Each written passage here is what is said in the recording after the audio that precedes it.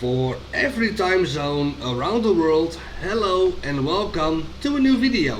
Yes, it's finally time for the Museum of the Polish Military Technology. Now before we move on to the collection, I first have some things to mention, and no, it's not a disclaimer, rather some advice if you're planning to go yourself. Because you can Google the museum down, all you'll find is reviews on TripAdvisor and the Wikipedia.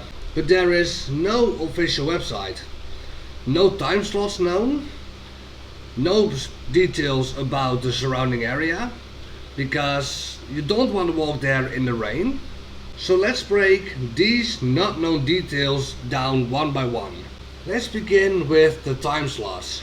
It's open from 10 a.m. in the morning to 3:30 p.m. in the afternoon. There's no way that you can find this on the internet. Also, you cannot find that the Thursdays are free entrance. No tickets, no entry fee to pay. It's literally free to go in on a Thursday.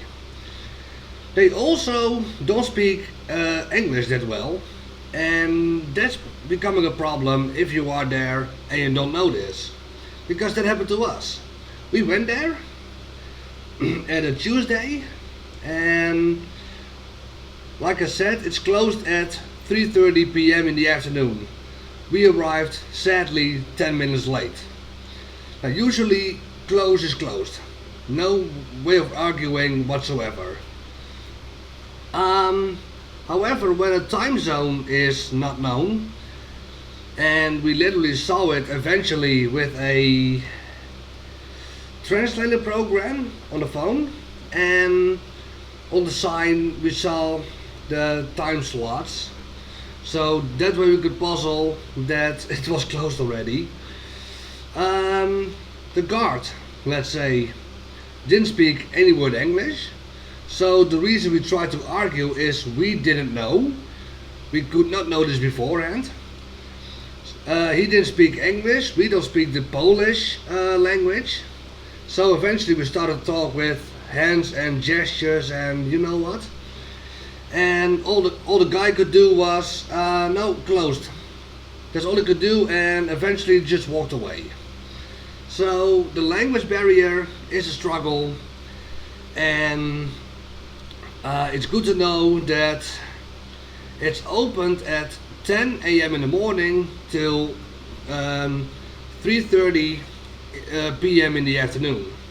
Now the surrounding area, the whole museum area, let's say, is muddy, open, and a lot of grass and sand. So you don't want to go in during the rain. The ground is filled with rubber mats and those iron ramps that you usually use for transporting over mudding areas. So it's not very visitor friendly. So going in with your kid or kids in the stroller can be a challenging task. Now, I don't have to start about the condition of the vehicles, because that speaks for itself. But am I butchering the museum? No. It's actually worth a visit. There are just some details that are not told anywhere else, and I'm just stating them here in case you decide to go to have a look yourself. There's not much more to mention, so let's go to the collection.